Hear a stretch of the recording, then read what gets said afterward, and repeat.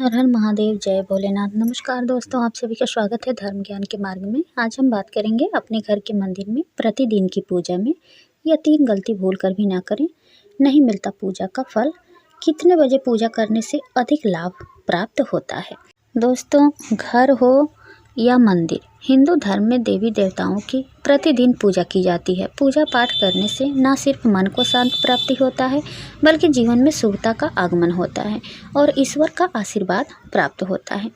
लेकिन थोड़ी थोड़ी गलतियों के कारण अगर हम कुछ गलती कर देते हैं, जो हमें पूजा का लाभ प्राप्त नहीं हो पाता है।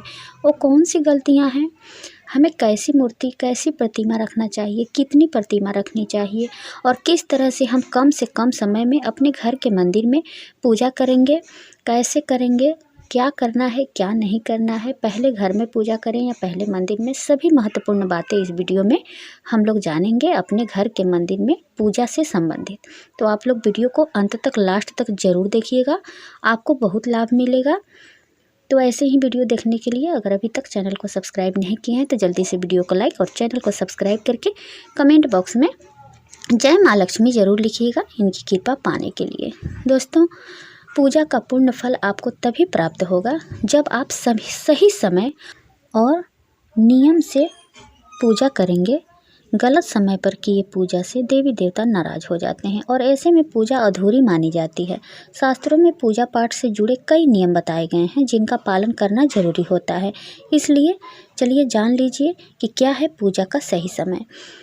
पहले जानते हैं कि क्या है पूजा का सही समय। दोस्तों, आप अपने घर पर नियमित रूप से पूजा करते हैं और भगवान से सुख समृद्धि की प्रार्थना भी करते हैं, लेकिन भगवान आपकी पूजा तो तभी स्वीकार करेंगे जब पूजा सही समय पर की गई हो। इसलिए हिंदू धर्म में पूजा पाठ के लिए समय निर्धारित किए गए हैं। शास्त्रों के अनुसार दोपहर में पूजा पाठ नहीं करना चाहिए। यह समय पूजा के लिए निषेध माना जाता है। इस समय की गई पूजा भगवान स्वीकार नहीं करते हैं।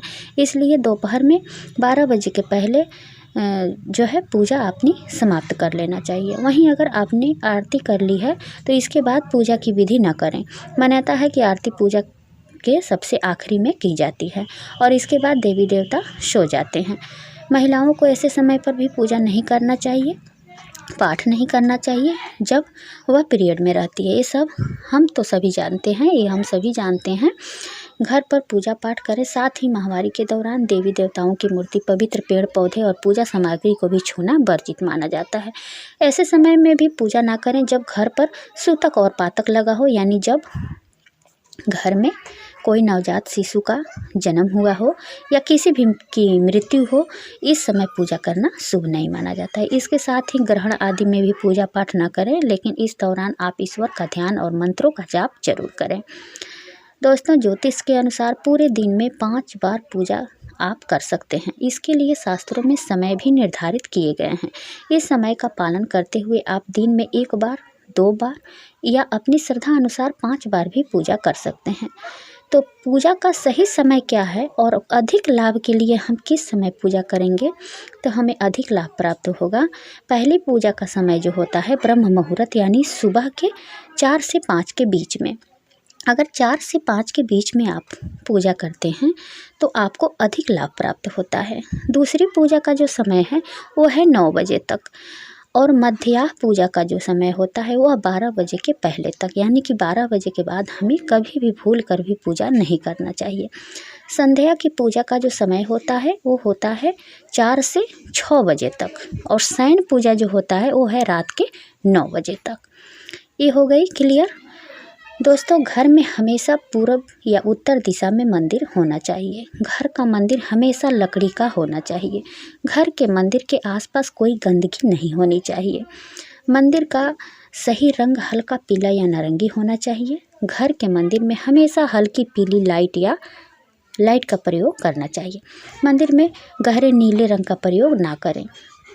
घर के मंदिर में पीले रंग या लाल रंग का वस्त्र बिछा करके भगवान गणपति और माता लक्ष्मी का जो है आप लोग मिट्टी की मूर्ति जरूर रखकर पूजा करें। दीपावली में जैसे आता है तो आप लोग एक मिट्टी की मूर्ति उस दिन जरूर लें और उसी की पूजा आप लोग साल भर करें। फिर साल भर के बाद अगले दीपावली पर नई लक्ष्मी गणेश की मिट्टी की मूर्ति से पूजा करें। फिर उसे पुरानी वाली मूर्ति को जल में प्रवाहित कर देना चाहिए। ये बहुत शुभ होता है। दोस्तों, घर के मंदिर की आकृति रखने की बजाय पूजा का स्थान बनाएं। इस स्थान पर देवी देवताओं की भीड़ न लगाएं। जिस देवी देवता की मुख्य रूप से आप उपासना करते हैं उनके चित्र अथवा मूर्ति की स्थापना एक आसन या चौकी पर करें। अन्य को बगल में भी आप स्थापित कर सकते हैं, लेकिन ज़्यादा मूर्ति या फोटो हमें अपने घर के मंदिर में नहीं रखना चाहिए। जिनको आप मानते हैं उन्हीं को, एक हो, दो हो या पंच देवता की पूजा की जाती है तो आप लोग पंचदेव की फ़ोटो रख सकते हैं। अगर मूर्ति की स्थापना अगर आप करना चाहते हैं तो 12 अंगुल से ज़्यादा बड़ी मूर्ति आपको नहीं रखना चाहिए। चित्र कितना भी बड़ा आप रख सकते हैं। पूजा स्थान पर शंख, गोमती चक्र और एक पात्र में जल भरकर जरूर रखना चाहिए। दोनों बेला एक ही समय पूजा उपासना का नियम आप बनाएं। सायंकाल की पूजा में दीपक जरूर जलाएं। दीपक पूजा स्थान के मध्य में रखें। पूजा के पहले थोड़ा सा कीर्तन या उच्चारण सहित मंत्र जाप पूरे घर को सकारात्मक ऊर्जा से भर देता है। दोस्तों, मंदिर में हमेशा साफ़ सुथरा रखें और वहाँ पर एक लोटे जल भरकर जरूर रखें। आप कोई भी पूजा करते हो, अगर गुरु मंत्र नहीं मिला है आपको तो आप इस जगह पर गायत्री मंत्र का जाप जरूर करें। पूजा के बाद अर्पित किया हुआ जल प्रसाद के रूप में जरूर ग्रहण करना चाहिए, नहीं तो इसका अपमान होता है। पूजा स्थान पर गंदगी न रखें और रोज़ वहाँ पर साफ़ सफाई आपको ज़रूर करनी चाहिए। पूजा स्थान पर पूर्वजों के चित्र भूल से भी आपको नहीं रखना चाहिए। शनि देव का चित्र या मूर्ति भी आपको नहीं रखना चाहिए। जहाँ तक हो सके पूजा स्थान पर अगरबत्ती का भी प्रयोग ना करें, वहाँ पर आप धूप बत्ती का प्रयोग करें। पूजा स्थान का दरवाज़ा बंद करके ना रखें। पूजा स्थान के साथ स्टोर रूम या रसोई ना बनवाएं। अब चलिए जानते हैं दोस्तों, ये तो हो गई कि हमें क्या गलतियाँ नहीं करनी है। अब चलिए जानते हैं कि हम कम से कम समय में अपने घर में कैसे पूजा कर सकते हैं। तो देखिए, आप लोग अगर अधिक लाभ प्राप्त करना चाहते हैं, पूजा का अधिक लाभ लेना चाहते हैं, तो आपको सुबह सवेरे उठकर पूजा करना होगा, तभी जा कर के हमें पूर्ण लाभ मिलता है। अरे भगवान तो भगवान होते हैं। कभी भी लोग, मान लीजिए जिनको समय नहीं मिलता है, बिजनेस करते हैं, व्यापार करते हैं या उनकी कहीं भी नौकरी है, तो उनको समय नहीं मिल पाता है, ऑफिस जाना है, लेट सोते हैं, लेट जगते हैं, तो उनके लिए तो कोई बात नहीं है। लेकिन जो महिलाएं हैं उनकी बात मैं कर रही हूँ, जो मान लीजिए जॉब नहीं कर रही हैं, अपने घर पर हैं, अपने घर गृहस्थी को संभालती हैं और उनको ज़्यादा लाभ अगर प्राप्त करना है पूजा का, तो उनको ब्रह्म मुहूर्त में उठकर पूजा करना चाहिए। जैसे कि हम आप लोगों को बता दें कि अगर घर की महिला चाहे तो घर को बना देगी और घर की महिला ही चाहे तो घर को बिगाड़ सकती है।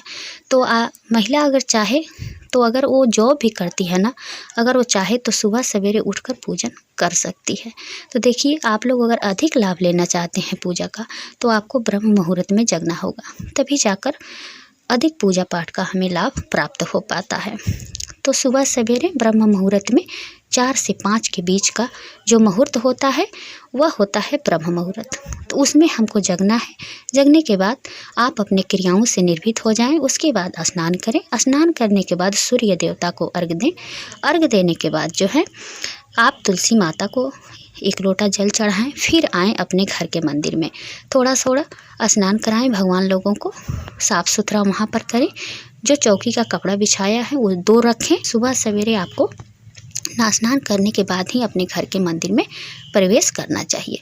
अगर आप मंदिर जाना चाहती हैं, बाहर मंदिर में पूजा करना चाहते हैं आप लोग, तो आप लोग को सबसे पहले अपने घर की पूजा करने के बाद ही हमें मंदिर में जाना चाहिए।